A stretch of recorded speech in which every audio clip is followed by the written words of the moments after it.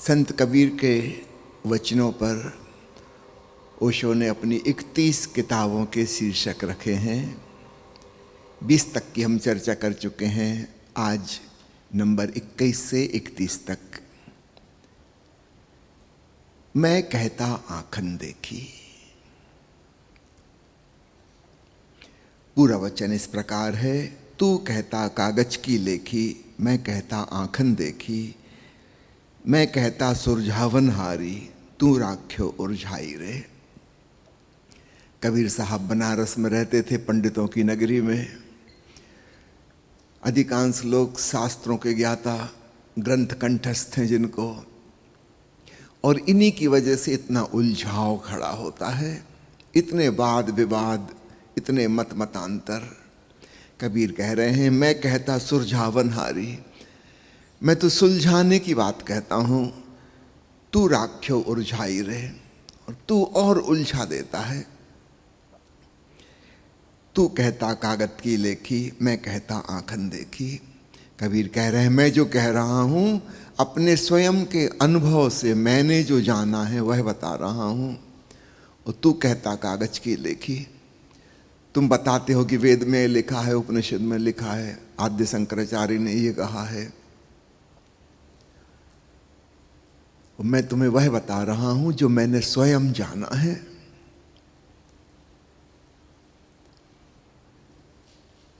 हम समझ सकते हैं, पंडित पुरोहितों के नगर में कहा जाता है कि बनारस शायद दुनिया में सबसे प्राचीन नगर है।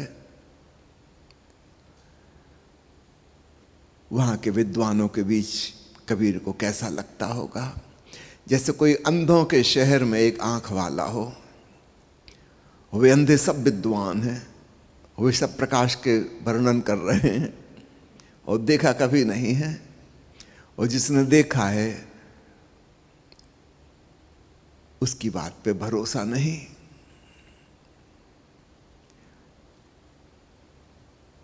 यूं तो बनारस की नहीं, सारी दुनिया की हालत वही है।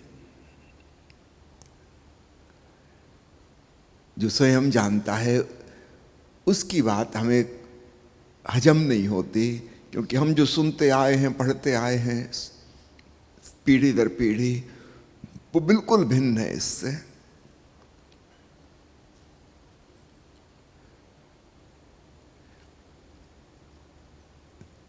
सत्य कहा नहीं जा सकता, लाओ त्सु कहता है। फिर भी मुझे फोर्स किया जा रहा है कुछ कहने के लिए, तो मैं कुछ लिखूंगा, कहूंगा, पर याद रखना वह सत्य नहीं है।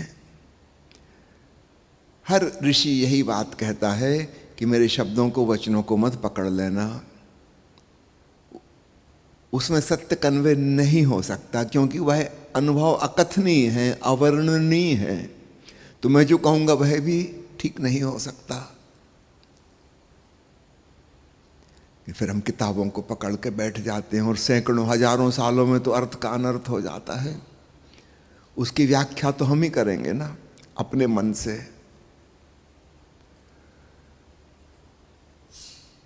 सामने जो जीवित व्यक्ति बैठा है उसकी बात में तो फिर भी कुछ प्रतिशत सत्य पकड़ में आ सकता है। हजारों साल पहले लिखी गई किताबों में से कुछ भी पकड़ना संभव नहीं है। जमाना बदल गया, समस्याएं बदल गई, हमारा मन बदल गया, भाषा के अर्थ बदल गए, उपमाएं बदल गई, उदाहरण बदल गए। कबीर कहते हैं, मैं कहता आँखन देखी। ओशो की इस किताब में ओशो ने अत्यंत गूढ़ रहस्य अध्यात्म के उद्घाटित किए हैं। इसके पहले तक वो सदा मंदिर, मस्जिद, तीर्थ स्थान, माला, टीका, तिलक, इसके खिलाफ बोलते थे। इस प्रवचन माला में पहली बार उन्होंने इनका पॉजिटिव पक्ष उजागर किया। प्रत्येक साधक को पढ़ने जैसी किताब है। इसी प्रवचन माला में पहली बार उन्होंने अपने 700 साल पहले वाले जन्म की चर्चा की। मैं कहता आँखन देखी। दूसरी किताब, घाट बुलाना बाट बिनु। बाट यानी रास्ता, तो रास्ता तो है नहीं, मार्ग के बारे में पता नहीं, और घाट भुलाना, जिस घाट से हमें भवसागर पार करना है वह तो हम भूल ही गए, और उसकी कोई मार्ग मंजिल भी हमें नहीं पता। घाट भुलाना बाट बिनु, भेष भुलाना कान, जाकी माड़ी जगत में सो न परा पहचान। कबीर कहते हैं ऐसी मनुष्य की स्थिति है, भेष भुलाना कान। यहाँ कान से मतलब गोरखपंथी साधुओं से है, जो अपने कान फाड़ लेते थे, नाक छेद लेते थे, भांति भांति के कर्मकांड, भांति भांति के भेष धारण करने वाले साधु वेश की मजाक उड़ा रहे हैं कबीर। घाट भुलाना बाट बिनु, भेष भुलाना कान, झाकी माड़ी जगत में सो न परा पहचान। और जो संसार में जगत में ऊंचे ऊंचे महल बनाने की सोच रहे हैं, ऊंचे पदों पे पहुंचने की सोच रहे हैं, खूब धनी प्रतिष्ठित यशस्वी होने की सोच रहे हैं, सो न परा पहचान, उन्हें वो पारलौकिक बात पकड़ में नहीं आती, क्योंकि वे बहिर्मुखी हैं। और वह पारलौकिक हमसे कहीं दूर नहीं, वो हमारे भीतर है। तो जो व्यक्ति बहिर्मुखी है, बाहर की भागदौड़ महत्वाकांक्षाओं को पूरे करने में लगा है, वो अंतर्मुखी हो ही नहीं पाता। दुनिया को जान लेगा, वह स्वयं को नहीं जान पाएगा। दुनिया पे विजय हासिल कर लेगा और स्वयं अपने भीतर हार जाएगा, बुरी तरह हार जाएगा। तो वह मार्ग कौन सा है? वह अंतर यात्रा का मार्ग है। वह घाट कौन सा है? ओंकार का घाट है, जहां से हम पार हो सकते हैं। अपने भीतर चलो, ओंकार में डूबो। तीसरा वचन कबीर का, जिस पर ओशो ने अपनी किताब का शीर्षक रखा, देख कबीरा रोया। आपने सुना होगा यह दोहा, चलती चाकी देख कर दिया कबीरा रोए, दो पाटन के बीच में सावत बचा न कोय। दो पाट यानी द्वंद्व, यानी द्वैत, डुअलिटी, दुविधा, ये करूं कि वो करूं। हर चीज में हमारा मन हमें एक नहीं बल्कि अनेक रास्ते सुझाता है, और हम कुछ भी उसमें से करें हमेशा पछतावा होता है। कुछ भी हम चुने।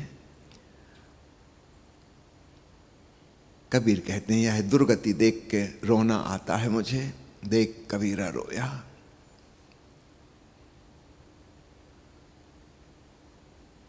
हमारी सारी दुर्गति हमारे द्वंद्वात्मक मन की वजह से है। वास्तव में हमारे पास एक मन नहीं, हम बहुचित्तवान हैं, पॉलीसाइकिक, मल्टीसाइकिक।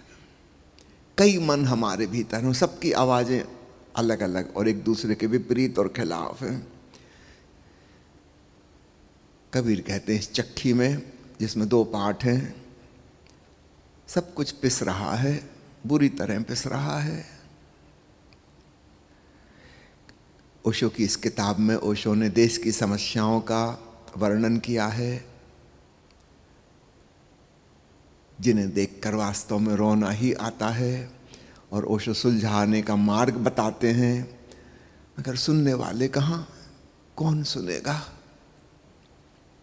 ओशो ने अपनी किताब का एक शीर्षक रखा, सबटाइटल, कहूं तो किससे कहूं, सुनता कौन है। वही बात हो गई, देख कबीरा रोया। समाधान सुझा रहे हैं, अगर सुनेगा कौन?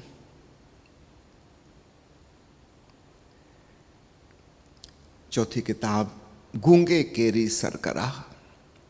जैसे गूंगे व्यक्ति ने शक्कर खाई हो और उससे हम पूछे कैसा स्वाद है, वो क्या बताएगा, बोल तो सकता नहीं। पूरा वचन इस प्रकार है, अकथ कहानी प्रेम की, कछु कही ना जाए, गूंगे केरी सरकरा खाए और मुस्काए।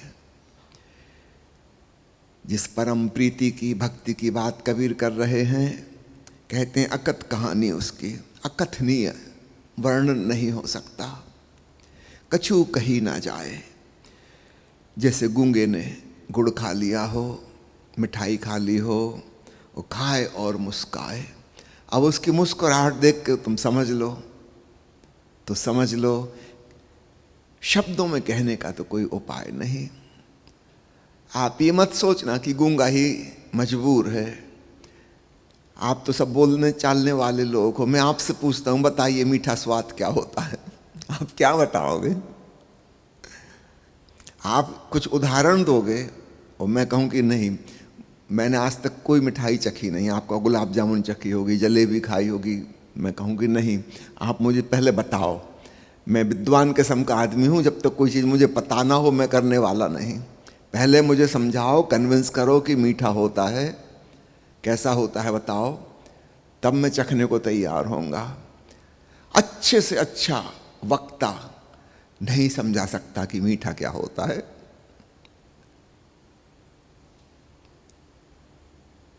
सच पूछो तो जीवन के सभी बातें, छोटी से छोटी बात भी अकथनीय है। क्योंकि हम अपने जैसे लोगों के साथ जीते हैं तो हमको लगता है कि हमने कुछ कहा वो समझ गया, लेकिन उसको ऑलरेडी पता था इसलिए समझा। उसने भी मिठाई खाई थी, तो जब हमने कहा मीठा तो वो समझ गया मीठा क्या। अगर उसने समझो उसकी जीभ खराब है, उसको स्वाद ही नहीं आता, आप नहीं समझा सकते। किसी की नाक खराब है, उसको कोई स्मेल नहीं आती, ना दुर्गंध ना सुगंध। आप कैसे बताओगे कि गुलाब की खुशबू कैसी होती है और गोबर की खुशबू कैसी होती है? हरियाणा में गोबर की खुशबू ही कही जाती है, अन्य लोग चाहें तो उसको बदबू में ट्रांसलेट कर लें। किसी को नहीं समझा सकते। हाँ, उसके पास अच्छी नाक है, उसको पता है, तो हम कहेंगे तो वो समझ जाएगा, अन्यथा नहीं समझ सकता। तो समझा तो वो अपने अनुभव से ही, हमारे कहने से तो नहीं समझा।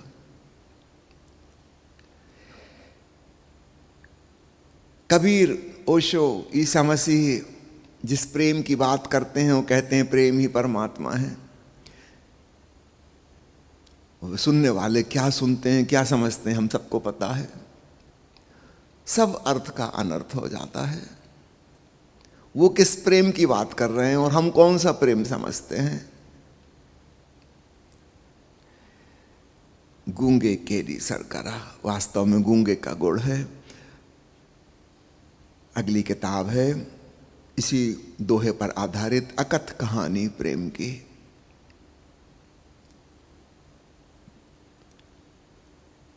बुद्ध पुरुषों की वचन सुनते हुए, पढ़ते हुए हमें बहुत ध्यान रखना चाहिए कि वो साधारण शब्दों का इस्तेमाल कर रहे हैं जो हम इस्तेमाल करते हैं, तो और नए शब्द लाएंगे कहाँ से?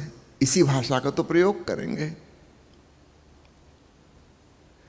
लेकिन उनके पीछे भावार्थ कुछ और है। अगर हमारी नजरें उस अर्थ की तरफ नहीं उठी तो फिर बड़ी मुश्किल हो जाएगी, बड़ी गलतफहमी, मिसअंडरस्टैंडिंग हो जाएगी। सदा सदा से ऐसा ही हुआ है। तो यह बात हमें एडवांस में ही ख्याल रखना चाहिए कि शब्दों का जो अर्थ हम समझते हैं हो सकता है इससे भिन्न कुछ हो, तो थोड़ा ऊपर की तरफ आंख उठाने को हम तैयार हों। हम उतने ऊंचे अर्थ को नीचे जमीन पे पटक के अपने तल पे ला के ना समझें, बल्कि थोड़ा सा हम ही ऊंचा देखने के लिए तैयार हों, तो बात बनती है। अगली किताब है ढाई आखर प्रेम का। यह दोहा भी बहुत प्रचलित है। पोथी पढ़ पढ़ जगमुआ, पंडित भया न कोय, ढाई आखर प्रेम का पढ़े सो पंडित होए। असली पंडित, असली ज्ञानी कबीर साहब की नजरों में वह है जो व्यक्ति प्रेम पूर्ण है। शब्द और व्याकरण जानने से कुछ नहीं होता। अगर हृदय में प्रेम की भावना नहीं है, मैत्री की भावना नहीं है, अहिंसा नहीं है, दया नहीं है, करुणा नहीं है, इसका सारा ज्ञान थोथा है, बकवास है।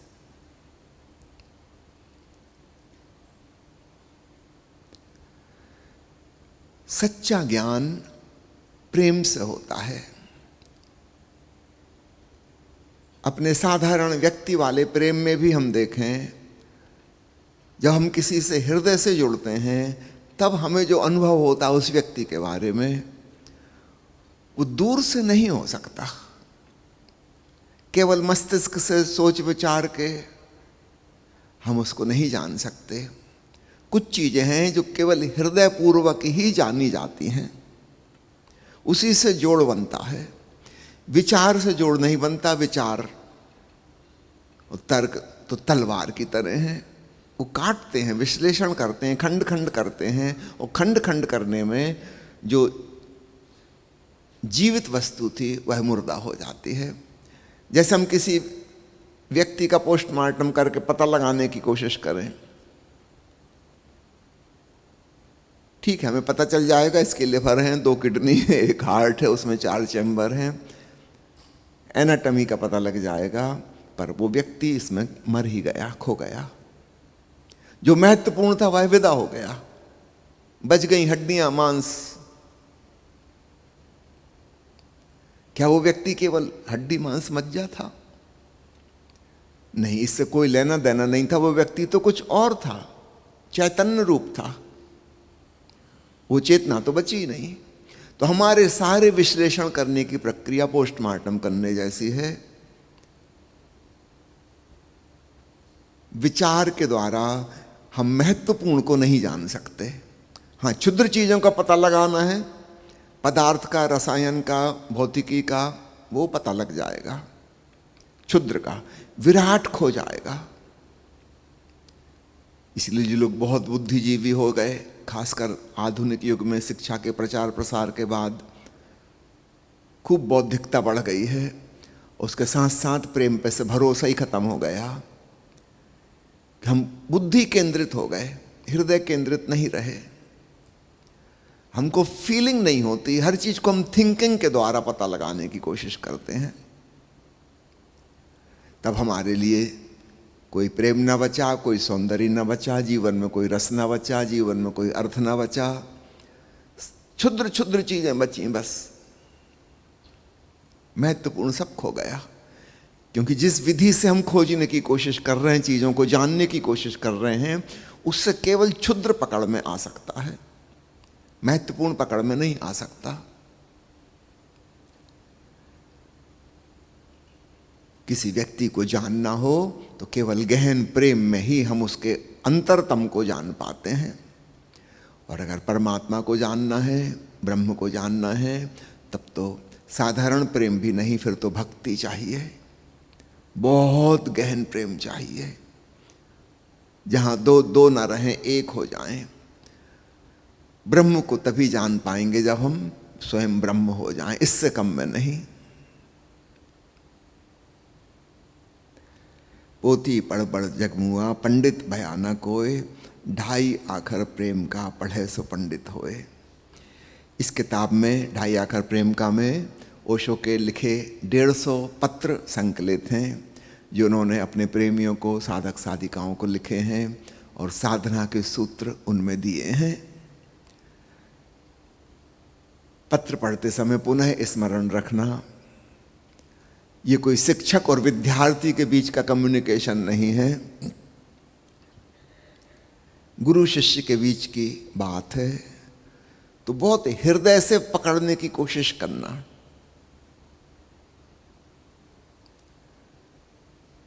तो वह पत्र और उसका संदेश हमारे भीतर भी पहुंच पाएगा। एक पत्र में पढ़ के सुनाता हूं। लिखा है, प्रिय दलजीत, प्रेम, मैं जानता हूं कि तुम जो कहना चाहते हो वह कह नहीं पाते हो, लेकिन कौन कह पाता है। प्राणों के सागर के लिए शब्दों की गागर सदा ही छोटी पड़ जाती है। जीवन सच ही एक अबूझ पहेली है, लेकिन उन्हीं के लिए जो उसे बूझना चाहते हैं। पर बूझना आवश्यक कहाँ है? असली बात है जीना, बूझना नहीं। जीवन जियो और फिर जीवन पहेली नहीं है, फिर जीवन है एक रहस्य। पहेली जीवन को गणित बना देती है, गणित चिंता और तनाव को जन्माता है, रहस्य जीवन को बना देता है काव्य, और काव्य है विश्राम, काव्य है रोमांस, और जीवन के साथ जो रोमांस में है वही धार्मिक है। तर्क जीवन को समस्या की भांति देखता है, प्रेम जीवन को समाधान की भांति जानता है। इसलिए तर्क अंततः उलझाता है और प्रेम अंततः समाधि बन जाता है। समाधि अर्थात पूर्ण समाधान। इसलिए मैं कहता हूँ कि जीवन को तर्क का अभ्यास मत बनाओ, जीवन को बनाओ प्रेम का पाठ। ढाई आखर प्रेम का, पढ़े सो पंडित होए। रजनीश के प्रणाम। 30 दिसंबर 1970। 7वीं किताब है पीवत राम रस लगी खुमारी। यहाँ राम से तात्पर्य भीतर गूंजने वाले अनहद नाथ की ध्वनि से है। अयोध्या वाले राजा राम से कबीर साहब का कोई लेना देना नहीं है, खूब अच्छे से समझ लेना। तो जब भी कहते हैं पीवत राम रस लगी खुमारी, भीतर वह नाम का रस, ओम का रस, उसको पी के तारी लग गई। पूरा वचन इस प्रकार है। बहुत मोल महंगे गुड़ पावा, लय कसाब रस राम चुआवा, कहे कबीर फावी मतवारी, पीवत राम रस लगी खुमारी। कहते हैं बड़ा मूल्यवान है भीतर का वह गुड़ जिससे यह शराब बनाई है, और वह राम रस बनाने की जो तरकीब है, विधि है, वह बड़ी न्यारी है। जागरण उसकी विधि है, जागरण और श्रवण। यूं देखो तो सबसे सरल, लेकिन वही लोगों के लिए कठिन लगती है। जागरण और श्रवण, होश में आओ और सुनो, इतनी सी बात है। कहे कबीर भावी मतवारी, बस उसको पीकर फिर मतवाला हो गया हूं। पीवत राम रस लगी खुमारी। यह खुमारी शब्द बड़ा अद्भुत है। कबीर ने, नानक ने, मीरा ने, मध्य युग के बहुत से संतों ने इसका उपयोग किया। जैसे कभी हल्की भांग खाई हो आपने, यूं देखने में होशो हवास में लग रहे हैं, पर भीतर भीतर आपको पता है कि एक हल्का नशा चढ़ा है। आपके पैर नहीं डगमगा रहा है, बाहर से हो सकता है किसी को भी पता ना चले, लेकिन भीतर भीतर आपको लग रहा है जैसे भारहीन हो गए, शरीर के वजन का पता नहीं चल रहा, हल्के फुल्के मानो हवा में उड़ रहे हों।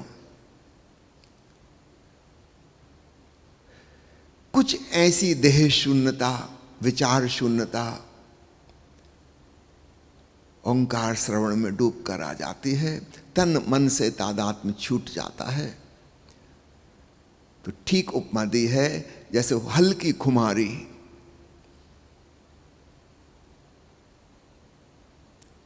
ये होश की खुमारी है, बेहोशी की खुमारी नहीं है। 8वीं किताब है ज्यों की त्यों धर दीनी चदरिया। ओशो के प्रिय वचनों में से एक, झीनी झीनी बीनी चदरिया, सोई चादर सुरनर मुनि ओढ़ी, ओढ़ के मैली कीनी चदरिया, दास कबीर जतन से ओढ़ी, ज्यों की त्यों धर दीनी चदरिया। ये शरीर रूपी चादर, याद रखिएगा कबीर साहब जो लाहे थे, तो वो जो उपमा और उदाहरण देते हैं वो भी जो लाहे की हैं। शायद ऐसी उपमा कभी किसी ने नहीं दी थी, शरीर को चादर। ये कबीर साहब से शुरुआत हुई। इस शरीर रूपी चादर को परमात्मा ने जैसा मुझे दिया था, कबीर कहते हैं कि मरते समय में वैसी की वैसी लौटा रहा हूं। कोई दाग नहीं लगा, कोई धब्बा नहीं लगा, साफ सुथरी ज्यों की त्यों। और ओशो ने इस प्रवचन माला में भगवान महावीर के 5 महाव्रत की चर्चा की है। अहिंसा, अचौरी, अपरिग्रह, अकाम और अप्रमाद, और इनसे संबंधित 13 और प्रवचन जिनमें प्रश्नोत्तर हैं। तो ये 5 व्रत के 5 प्रवचन अद्भुत प्रवचन माला है। जिस व्यक्ति के ये 5 व्रत सध गए, वह साफ सुथरा, स्वच्छ और निर्मल हो गया। वही कह सकता है कि हे प्रभु, जैसा तूने दिया था ले तेरा तुझको अर्पण ज्यों का त्यों। मुझे याद आता है एक बार किसी ने ओशो से पूछा, क्या कबीर साहब का अहंकार नहीं झलकता इस वाक्य में? ओशो ने कहा कि तुम्हारे प्रश्न से तुम्हारा अहंकार जरूर झलकता है, कबीर साहब का तो नहीं झलकता। कबीर साहब बहुत विनम्र हैं, ओशो ने कहा। वो पूरी बात नहीं कह रहे हैं, बहुत कम बता रहे हैं। एक्चुअली तो उन्होंने पहले से ज्यादा साफ सुथरी और निर्मल करके लौटाई है। वो कह नहीं रहे हैं, वो परमात्मा ने जैसी दी थी उसमें तो बहुत धब्बे लगने की संभावना थी। कबीर साहब जब लौटा रहे हैं तो वो संभावना ही खत्म हो गई। अब कोई धब्बा इसमें नहीं लग सकता। हम जन्मे थे, चाहे हम में दुर्गुण और दुर्भावनाएं नहीं थी, मगर बीज तो मौजूद थे, सारे बीज मौजूद थे, तभी तो बाद में अंकुरित हो गए वो। अब कबीर साहब जब लौटा रहे हैं तो है निर्गुण चदरिया, निर्वाण की चादर है। अब इसमें कोई बीज नहीं बचे, निर्बीज समाधि। तो ओशो ने कहा कबीर अहंकारी नहीं है, कबीर बहुत विनम्र है, वो तुम्हें कम बता रहे हैं, मैं तुम्हें पूरी बात बता रहा हूं। कबीर ने पहले से ज्यादा साफ सुथरी करके लौटाई है। 9वीं किताब है समुद्र समाना बूंद में। पूरा वचन इस प्रकार है, हेरत हेरत हे सखी रहा कबीर हेराए, समुद्र समाना बूंद में सो कतहेरी जाए। इस वचन को लिखने के लगभग 20 साल पहले उन्होंने दूसरा दोहा लिखा था, जिसकी अंतिम लाइन डिफरेंट थी, बूंद समाना समुद्र में। बूंद सागर में गिर गई, अब बूंद को कहाँ खोजें। और इस वचन को लिखने के 20 साल बाद उन्होंने यह वचन लिखा, समुद्र समाना बूंद में। अब तो कोई उपाय ही नहीं खोजने का।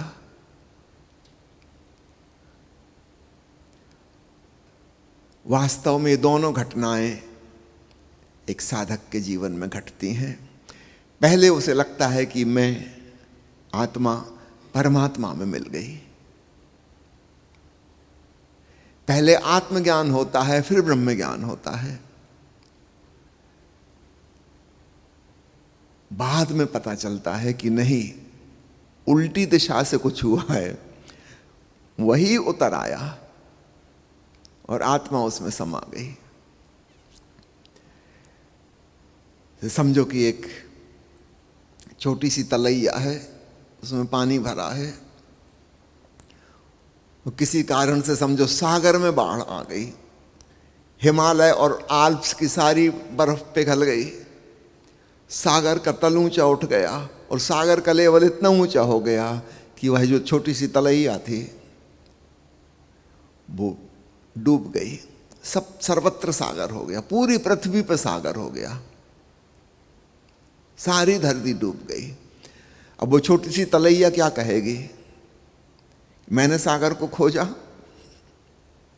कि सागर ने मुझको खोज लिया। अब तलैया तो कहीं बची नहीं, अब तो एक विराट सागर पूरी पृथ्वी के चारों तरफ। हेरत हेरत हे सखी रहा कबीर हेराए। अब दूसरी डायरेक्शन से कुछ हुआ है, इसीलिए संत कहते हैं कि प्रभु प्रसाद, प्रभु की कृपा से कुछ हुआ, हमारे करने से नहीं हुआ। वो तलैया क्या कहेगी, मैंने कुछ किया। नदी कह सकती मैंने सागर की खोज की, मैं सागर तक पहुंची, सागर में मिल गई। लेकिन ये छोटी सी तलैया क्या कहेगी, वो कहेगी तो सागर की कृपा है, अब मैं भी सागर हो गई। मेरी क्षुद्रता, मेरी सीमा, मेरी परिभाषा, मेरा परकोटा अब नहीं रहा। 10वीं किताब कहे कबीर में पूरा पाया। पूरा वचन इस प्रकार है, लोका जानी न भूलो भाई, खालिक खलक खलक में खालिक सब घर रहे हो समाई। जैसे हमारे घर के आंगन में आकाश है और हमारा पूरा घर आकाश में है, और हमारे घर के भीतर भी अवकाश, स्पेस। पूरी पृथ्वी ही स्पेस में है, अंतरिक्ष में है, और कण कण में वह अंतरिक्ष समाया हुआ है। वैज्ञानिक कहते हैं कि एक परमाणु के भीतर जो पार्टिकल्स हैं और जितना स्पेस है वो ठीक वही रेशियो है जैसे कि सौर मंडल में ग्रह उपग्रह हैं और सूरज है। कितनी बड़ी दूरी बीच बीच में। चंद्रमा हमसे 5 लाख किलोमीटर दूर, सूरज करीब करीब 10 करोड़ किलोमीटर दूर। कितना बड़ा गैप है। जो ग्रह उपग्रह हैं ये तो कितने छोटे हैं उसकी तुलना में, कुछ भी नहीं, धूल कण। कुछ ऐसा ही सारे जगत का है। खालिक खलक खलक में खालिक, सब घर रहे समाई। वह मालिक कण कण में व्याप्त है और ये सब कण उस मालिक में व्याप्त हैं। कहीं भेद करना मुश्किल है। हम नक्शे पर सीमा रेखाएं खींच लेते हैं कि पाकिस्तान है, हिंदुस्तान है। क्या जमीन पर कोई रेखाएं खिंच गईं? क्या वायुमंडल में कोई रेखाएं खिंच गईं? क्या आकाश कहीं विभाजित हो गया? ये पाकिस्तान का आकाश है, हिंदुस्तान का आकाश है। राजनेताओं ने अपने नक्शे में बना ली। तुम्हारी लाइनों को अस्तित्व नहीं मानता। यहाँ की हवा वहाँ चली जाती, वहाँ की हवा यहाँ आ जाती है, यहाँ का वायरस वहाँ पहुँच जाता है, वहाँ का वायरस यहाँ आ जाता है। वो नहीं मानते, उनको कोई पासपोर्ट वीसा की जरूरत नहीं लगती। कोरोना के वायरस ने दिखा दिया ना कि पूरी दुनिया एक है। तुम मानते रहो अलग अलग, तुम्हारे मानने से क्या होता है? अस्तित्व नहीं मानता। हर आत्मा में परमात्मा मौजूद है और परमात्मा में सारी आत्मा मौजूद है। ऐसा रहस्यमय अनुभव। लोका जान न भूलो भाई, हे लोगो, हे भाई, भूल में मत पड़ना। खालिक खलक खलक में खालिक, सब घर रहो समाई। अल्लाह एक नूर उपजाया ताकि कैसी निंदा। ता नूर थे सब जग की ना, कौन भला को मंदा। ता अल्लाह की गति नहीं जानी, गुरु गुड़ दीवा मीठा। कहे कबीर में पूरा पाया, सब घट साहब दीठा। राम में और रावण में वही समाया है। गांधी और गोडसे में कोई अलग अलग चैतन्य नहीं है, एक ही परमात्मा है। बड़ी लीला और बड़ा खेल कर रहा है। हमारी नैतिक धारणाएं शुभ और अशुभ में, भले और बुरे में विभाजन खड़ा करती हैं। कबीर कह रहे हैं, कहे कबीर में पूरा पाया, सब घट साहब दीठा। वह मालिक मुझे सर्वत्र नजर आता है।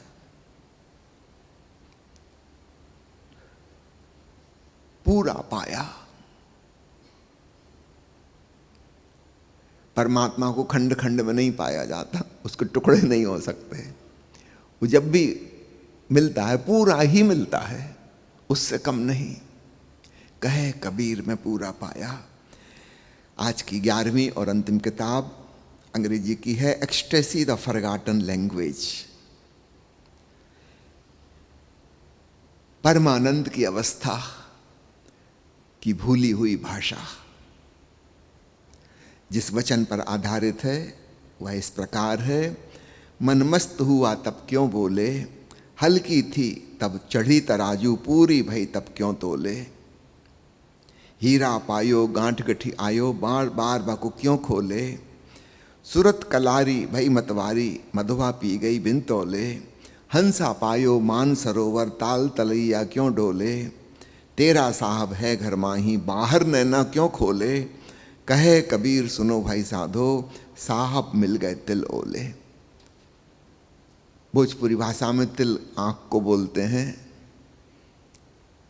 साहब मिल गए तिल ओले। आंख के पीछे, कानों के पीछे, इंद्रियों के पीछे जो छिपा है वह मालिक है, वह साहिब है। तेरा साहब है घर माही, बाहर नैना क्यों खोले। भीतर देखा, कहे कबीर सुनो भाई साधो, साहब मिल गए तिल ओले।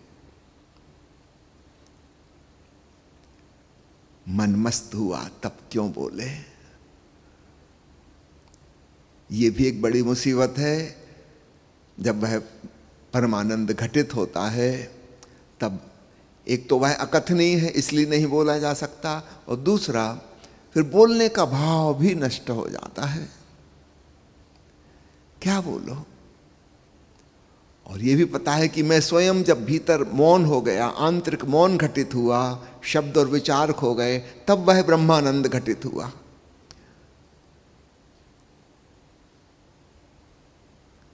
तो अगर कुछ कहने जैसी बात है तो वो यही है कि मौन हो जाओ, चुप हो जाओ। मगर मुसीबत ये कि ये भी शब्दों में कहनी पड़ेगी। बहुत से बुद्ध पुरुष ऐसे होते हैं जो कभी कुछ नहीं बोलते, उस परमानंद में डूबकर स्वाभाविक रूप से वो भीतर तो मौन हुए ही हुए, बाहर भी मौन ही रह जाते हैं। संसार को उनके बारे में कभी पता ही नहीं चलता।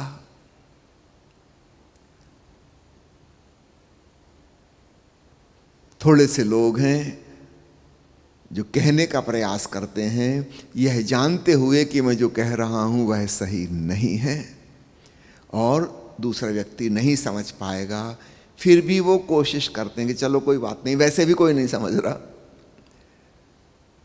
मेरे समझाने से कुछ गलतफहमी पैदा होंगी तो अभी कौन सी गलतफहमी नहीं है। कुछ लोग साहस करते हैं, यद्यपि उनके लिए यह कष्टपूर्ण है, वो अपने मौन से बाहर निकल के फिर शब्दों का प्रयोग करें, लेकिन दूसरों के लिए इतना कष्ट वे उठाते हैं। इसमें उनकी करुणा का तो पता चलता है, वरना वो भी यही कहेंगे मन मस्त हुआ तब क्यों बोले। अब क्या बोलना, क्या बताना।